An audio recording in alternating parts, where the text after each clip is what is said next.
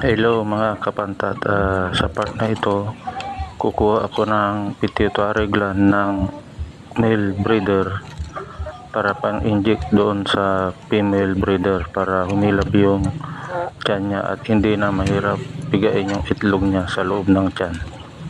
Ang kagandahan ng female breeder, pagkatapos mong kunin yung itlog niya sa loob ng tiyan ay pwede mo pa siyang ibalik sa pispan, hindi katulad ng male breeder na sacrifice talaga siya. Kaya dapat kung mag-breeder kayo, magpaparami kayo ng breeder, dapat mas marami yung male breeder kaysa sa female breeder. Abangan nyo yung susunod na video kay paano pag-inject sa female breeder na yung inject yung pituitary gland para humilab yung kanya.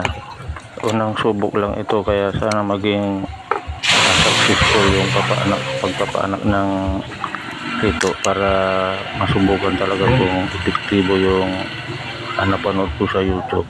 Ayan yung pituitary gland, yung maliit na yan. Yan yung dudurugin para i-inject sa female breeder. Ibababad ko muna sa acetone para ma-preserve siya. Pwede siya ma-preserve ng hanggang 2 years, pwede pa siyang gamitin.